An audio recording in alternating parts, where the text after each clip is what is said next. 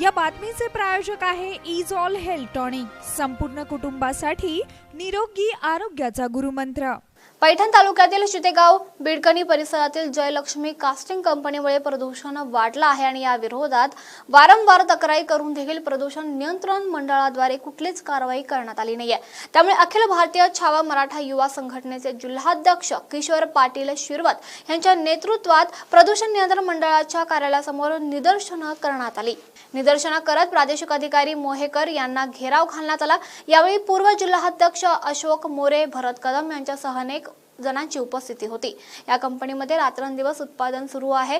कंपनीतून निघणाऱ्या या धुराचे प्रदूषण, रासायनिक पाणी यामुळे परिसरातील प्रदूषण वाढलंय। जमिनीमध्ये रासायनिक पाणी मुरलं जात असल्यानं विहिरीचं पाणी दूषित होत चाललंय आणि याबाबत वारंवार प्रदूषण नियंत्रण मंडळाकडे तक्रार करण्यात आली, मात्र या कार्यालयाद्वारे एकदाही चौकशी अथवा कारवाई करण्यात आली नाही।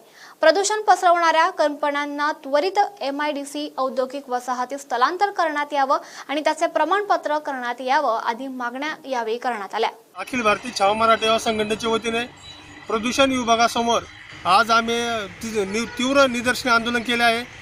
जर येणाऱ्या 8 दिवसामध्ये प्रदूषण विभागाने कुठली कारवाई केली नाही तर कंपनी समोर मोठे जन आंदोलन छेडण्याचा इशारा आज या ठिकाणी देत आहोत। गाव माझा न्यूजसाठी शिवाजी गाडे, पैठण, औरंगाबाद।